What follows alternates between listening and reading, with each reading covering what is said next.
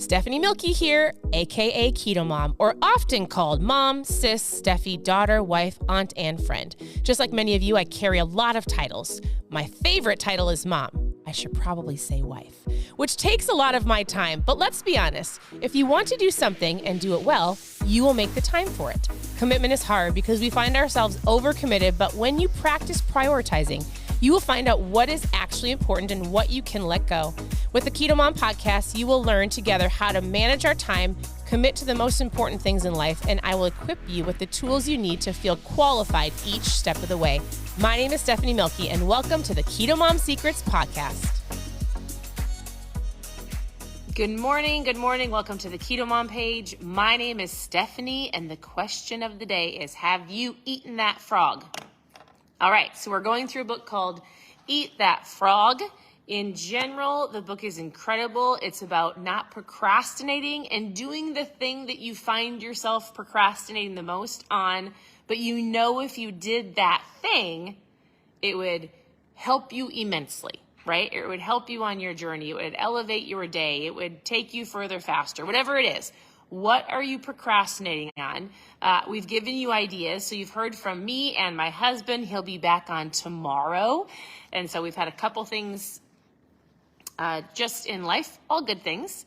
And so in general, I want to know, if you've been following along, we've been going through this book for the last week. It's called Eat That Frog. If you have done something that you're like, man, I have procrastinated on this and I did it. I feel so great. Or I would just encourage you to get the book. It helps with time management, understanding, and helping you, helping you get through that, like, maybe you feel like it's a wall, a barrier. Why is this not working? What do you need to do? Some of you, I've said you need to track your food. Some of you, I've said you need to plan out your week. Some of you need to go to the gym. What is the thing you're procrastinating on? What is it? And it's time to do it. So today's chapter, it's chapter 5. It's called Practice Creative Procrastination. And basically he says this: there are things in your life we don't have enough time to do all of the things. Some of you believe that saying that says, you'll have time for it later. You've got all the time in the world, and that is a lie. That is not true. You have to figure out in life, what are the things that you actually need to do, and what are some of the things that you can delegate? So he says this, he goes, there are things you're going to have to procrastinate on. Make sure those are the small things that I would say, as silly as it sounds, well, maybe my family wouldn't think this, but if I have to decide on, am I going to go do a live or follow up with some customers or something with my kids, my laundry will be procrastinated on. Or let me say it this way, my dishes will be procrastinated on. But what I can actually do is delegate the things in my home to my 4 daughters, to our 4 girls that can help with that. That's kind of a silly analogy, or maybe that's not an analogy, a silly example. All right, here's what he said. You need to procrastinate on the low value activities, and you can either outsource, delegate, or eliminate those activities so that you can do the things that matter most, that are actually going to move you forward. Is this making sense? And so in general, all right, my husband popped in, but I don't know if he'll pop into the screen. Tell me where you're tuning in from. Good morning, Elizabeth. Oh, there's 2 Elizabeths that hopped on. Good morning, Doris. What did you say? He's creatively procrastinating. Good morning, Andrea. Good morning, Joyce. Good morning. All right, here is a couple things for you this morning, and then there's one key thing that I wanted to share with you. He says you can get your time and your life under control only to the degree to which you discontinue low-level activities. So delegate, get rid of some things. It's okay. There's one word he's going to say that if you get really proficient at saying this word in a nice way, not meanly, it can help you. It can help you in general. So he goes this: one of the most important, most powerful of all words in time management is the word no. He goes, say it politely, say it clearly so that there is no misunderstanding. But he said, Warren Buffett, the richest man in the world, or at one time was asked, what is the secret to your success? And Warren Buffett said, he said simply, I just say no to everything that is not absolutely vital to me in the moment. He says, say no to anything that is not a high value to your time and to your life. Say it kindly, say it nicely, but the word no can help you go further faster. In general, I would say this. I had to do that yesterday. I'm not going to give you the entire story, but we were asked to do something. Could we do it? Yes. Would it somewhat help somebody else? Maybe. It was really more of like, hey, here's a suggestion. Do you want to come along? And I just had to go, no. I should have been a little bit more clear, but it throws off our day. It throws off our day. It interrupts the flow of the things that the girls need to get done. So I just had to say no. Sometimes people, I was talking to somebody yesterday and we were talking about her health journey. And she said, I feel like I can do it by myself if I'm doing it by myself. But when I go to people's parties or I go to a birthday party or somebody has us over for dinner, I'm hanging around friends, I feel bad saying no to some of the food they offer. And I said, you can say things kindly and nicely. And just because you go to a party, and if you don't eat the cake, that isn't being rude. You can simply say to somebody, hey, I'm not going to eat the cake today, or no, thank you. You can either explain yourself or not explain yourself. You don't have to be like, I'm on a diet or I have goals. You don't have to be rude or abrasive about it, but you can simply say, hey, no, thank you. No, thanks. Oh, come on. You can eat the cake. No, thanks. No, thanks. Come on, you can eat the Girl Scout cookies. No, thank you. You can say no. The word no gives you power, and it also keeps you focused on the things that are important. So that's what this chapter was about. Use the word no. Choose and use your, delegate, eliminate, or what was the other word? Outsource the things that you don't need to be doing so that you can be used at your highest and best use. That's it. That was this chapter. So if there's anything that you took from today in the Eat That Frog book, know that the word no is super important. Don't be rude. Don't be sassy. Sometimes I say that to my girls. But I want you, you want to talk about how great you feel? Yeah. And also, for those of you who were rebooting, the reboot is done. You did it. You conquered the reboot. My husband is back now this morning. Yes. You guys, look at this. He just finished the 60-hour keto reboot. He's feeling amazing. He said, you should take my picture, because he took before pictures. He's not going to share them because he's not ready to. I'm not into all that. But I will tell you, I told him this morning, I said, babe, I actually think that you look 5 inches smaller. Like, I can see it in his figure. So it's a 60-hour keto reboot. For those of you who did the reboot, congratulations. They did 60 hours of no eating, fasting, drinking ketones, moving their body, like being mindful. And you did a lot of things. He was cold plunging, working on his mindset. Tears. Yes. How do you feel?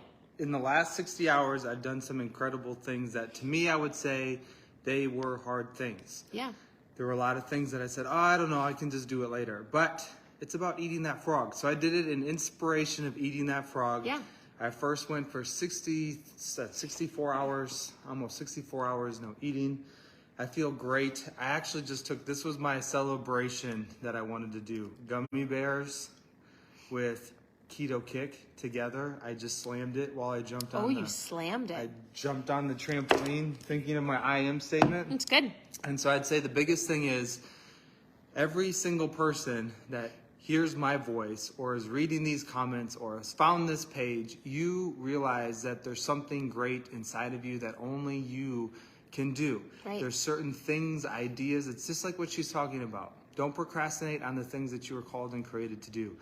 And so getting my health in check is a big deal. Like, I want to live a long life for 120 for my kids and my to grandchildren and my great-grandchildren. I don't want to just be like around. Right. I want to be in it. Like, I want to be Grandpa Steve running around on the floor. So, why do you do what you do? because of what you think of you. So I want to just encourage you to do hard things, to do that next thing that is laid on your heart. For me, it was to do the reboot because I understand how it's a huge benefit to my livelihood. And on top of that, I overcame my second biggest fear, which was getting in the cold water 2 days in a row. So today it's storming out, did a but cold guess what? plunge. It's going to be the third day in a row. So, Do you think I should do it with you? I think if you want Do to you see guys think I something- should do the cold plunge with Steve? Like, if you don't know what that means, just go Google benefits of, what is it called? Cold plunging or, Yeah. but it's like, it's also called something else. It's like cold water therapy. Yeah. So we have a river that's constantly flowing right next to our house. But we're so not this getting summer, in the river. in the summer when the lake gets above 60, then we will head over to We'll the go river. to the river. I can't promise you I'm going to do it with you today. I got to think about it. Oh, I don't know. Carrie says do it. It was storming all. Actually, I don't know if Stephanie can. Actually, I'm just gonna be real honest. Like, I'm really a baby with she's cold. really good at giving me directive, but I don't know if I am. Can I tell you the frog that I ate this morning? Yeah, she did a great frog. All right, So there's babe, the I'm update. super proud of you. Do it. If you want more information about the reboot, we do this every single month. Post reboot in the comments. I'll give you some information. I'll walk you through how to do it. You can do it as a group or by yourself. And I physically see a difference in him. Okay. Pool. I do. You do look great. Such a sexy man he is. All right. I ate that frog this morning. So we get up early, like our kids aren't even awake. We homeschool, we work from home. Our days look different than most people's days. They're about to wake up. But in general, usually we get up and we have our morning time and we read. And I usually try to get out of bed around 7. Well, I truly have been feeling, and I hear that little voice, that I need to get up at 6 a.m. because I need to have a full hour for me personally with the Lord. And I have been procrastinating on getting up that early because we just go to bed a little bit later. A lot of you work. A lot of you watch these lives later in the day. I get the most amount of questions late in the evenings because it's when people are on their phone. And so I'm answering questions until late, so I have to shut my phone off. Anyways, I was laying in bed last night and I was like, there's a lot of stuff that Steve and I are praying about, working through in our life, asking the Lord for direction. And yet I don't take enough time to sit in the quiet to actually listen. Maybe that's you. So I felt like the Lord said, why don't you get up and actually listen to me? And so I laid in bed last night. I set my alarm clock for 6 a.m. And then I said, Lord, I would really like it if you just wake me up so I don't have to wake up to the alarm. Can you wake me up? And at 5:56, I woke up. I know it's not early for a lot of you. Listen, I homeschool and work from home. So when I say 6 a.m., you're like, that's not early. For those who work from home and have to get your kids out of bed, you're waking up way earlier than me. So it's just a part of my life. But in my journey, because I stay up super late, 6 a.m. is early. And so when I woke up this morning without my alarm clock and I laid in bed, isn't it funny how your mind will make excuses or talk you out of things, right? And so I laid there for a second and I was like, man, it's comfortable in this bed. Man, I would love to sleep. It's storming. It was raining really hard. It was one of those days where you're like, I don't want to move because I'm so warm and cuddly. And then I said, no, that's the exact reason why I have to get my booty out of bed, because I am comfortable. And usually when you're comfortable, that's not the place you're going to grow. So I said, Lord, I told you I was going to get out of bed. This is like my date with you. I said, thank you for waking me up. And I got out of bed and I had an amazing morning. You can go look at my stories and there's just so much revelation when you actually obey that still small voice or that one thing you know you need to do. And for me, it was getting up. It was getting up an hour earlier than I normally get up. It was sitting in the quiet. I did not turn on my phone. I opened up my Bible. Some of you meditate. I pray. So my morning was prayer, writing down things that came to my mind, and just having the peace that I was like, I know he's going to direct me if I listen. He's going to direct me no matter what. My part is obeying. And so whoever this is speaking to, I hope it speaks to you in some way. I've had a great morning. I feel like I've been very productive. I've done the things that I've been wanting to do in the morning, and I feel peaceful. I feel joyful. And listen, that comes with getting uncomfortable. That comes with doing some hard things. That comes, if you're going to sit in the place of comfort, for me, it was my bed, in my comfy, cozy bed, listening to the rain hit our roof. But I'm not going to grow there. I'm not going to elevate our life there. I'm not going to. So get uncomfortable. The word no can be super powerful for you.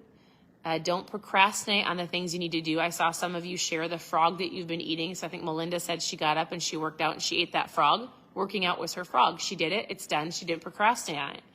Whatever it is you're looking for, reach out if you have questions. Ask questions below. Thank you for tuning in.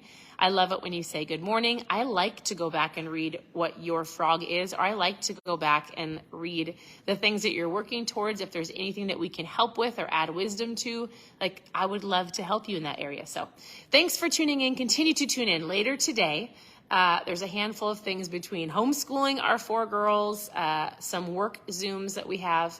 I am going to come on because this morning, as I was listening and praying and writing things down, I felt like the Lord said, listen, people need a simple way to get into, people need simple actions. It's not easy, it's simple. And I wrote down 6 steps that I talk about all the time on here. And sometimes I feel like a broken record, but it's the broken record of people being reminded, or them having an awareness of, or them being told to do over and over again before you do it. The Lord has been telling me over and over again to get my booty out of bed. And I did it. And when you do that and you operate and you're working and you're doing the things you know you need to do, more revelation comes. So I was like, I need to stop trying to find different things that people feel like they need, or a different secret, or a new innovative way to do something, because there isn't a secret. And if all we're doing is talking about fat loss here, which most people come here for, I have 6 things I'm going to talk about over and over and over again and over again. And either it's going to help you get started, it is going to be a reminder, it is going to be an awareness, and you can choose to do those things or not, right? You have choices every single day. I was sitting here this morning and I felt like he said, you choose to get up or you choose not to. You choose the foods that you eat. You choose to make the excuse or to not procrastinate and do the things you should do. You choose. You have choices every day. Choices have consequences, or they bring rewards, right? They bring you peace or they bring you frustration. And it all comes down to being present, listening, having some quiet time. That's it. That's all I got.